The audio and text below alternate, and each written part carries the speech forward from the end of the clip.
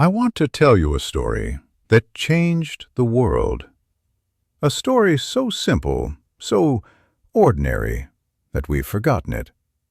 But this one story, this single observation, created a revolution. It started with a goat herder, a curious moment, a question. What if? And it changed human civilization forever. This is the true story of coffee. Imagine it's the 9th century. A man named Khalid is tending his goats in the mountains, and he notices something extraordinary. His goats are unusually energetic, lively, almost dancing. He watches them closely, studies them. He discovers they've been eating berries from a wild shrub. Most people would have moved on, but Khalid was curious. He doesn't just observe, he experiments. What if I don't eat the berries like the goats? What if I brew them? What if I boil them into a beverage? He gathers the berries, heats water, and he creates something entirely new. He takes the first sip. In that moment, he doesn't realize it, but he's about to change the trajectory of human history. He calls this drink al-kawa in Arabic, meaning to make vigorous, to awaken. This drink spreads. Word travels through Yemen, and it reaches a community of people who will transform coffee into something sacred. The Sufis. The Sufis are spiritual seekers, mystics devoted to deep, contemplative devotion to Allah. They practice something called dhikr, remembrance of Allah through prayer, chanting, meditation. Hours of prayer, sometimes deep into the night. The body grows weary, the mind drifts, concentration fades. Then someone brings coffee, and everything changes. For the Sufis, coffee becomes more than a beverage. It becomes a spiritual tool. Coffee doesn't just keep them awake, it keeps them present, alert, focused, connected to the divine. During their nightly devotional practices, coffee becomes their companion. It's not about the caffeine high, it's about clarity, it's about consciousness. It's about being fully present in their spiritual journey. Coffee enters Islamic culture as something sacred, something spiritual, something transformative. By the late 15th century, coffee reaches Mecca. Pilgrims from across the Muslim world encounter this extraordinary drink. They bring it home. Cairo, Istanbul, Damascus, Baghdad. Along the Silk Road, through trade routes, coffeehouses begin appearing everywhere. And something remarkable happens. These aren't just drinking establishments. They become centers of intellectual life. Poetry is recited. Philosophy is debated. Ideas are shared openly. The coffeehouse becomes the heartbeat of Islamic civilization. Now, fast forward to the 16th century. Venetian traders encounter coffee in the Ottoman Empire. They bring samples back to Europe. At first, skepticism, fear, even religious controversy. The Catholic Church debates, is this Muslim drink too sinful for Christian consumption? But Europe can't resist the appeal. Coffee spreads. Coffeehouses open. Demand grows. By 1700, London has 500 coffeehouses. Throughout all of England, nearly 3,000. And they're called penny universities. Do you know why? Because for just 1 penny, the price of a cup of coffee, anyone could enter. A merchant, a laborer, a servant, a scholar, a poet. For 1 penny, everyone had access.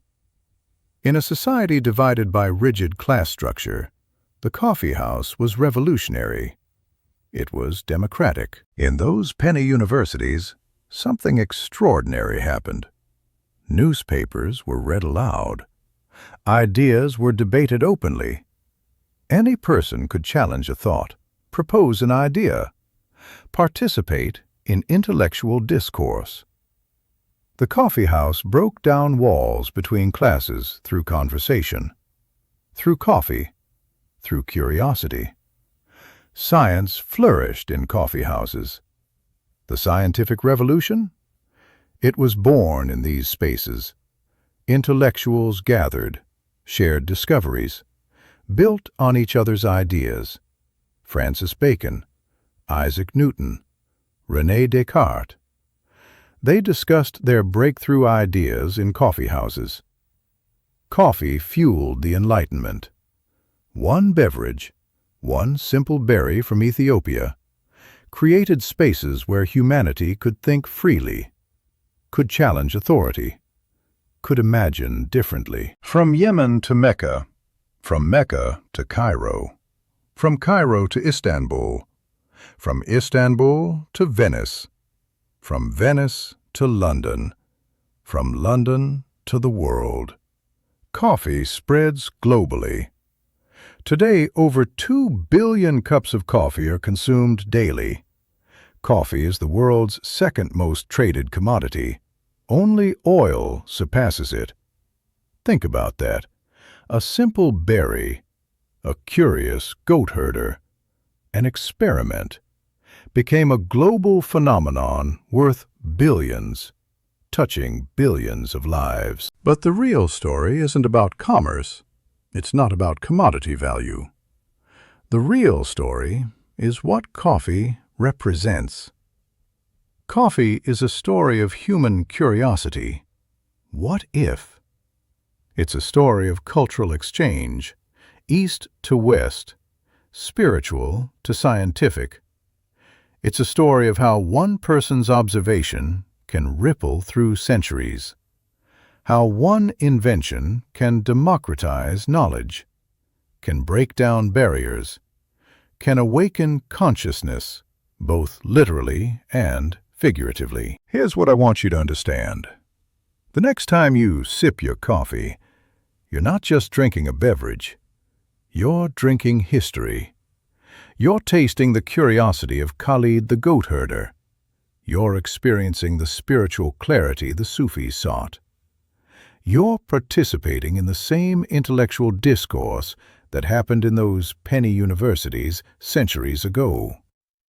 Your coffee connects you to over 1,400 years of human civilization, to cultures, to spirituality, to scientific revolutions, to the fundamental human drive to observe, question, and create.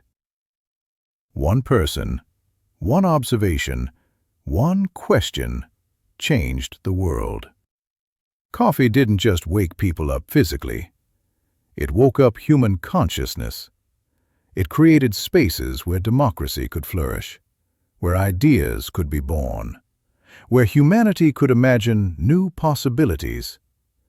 And it all started because a goat herder wondered, what if I brewed these berries?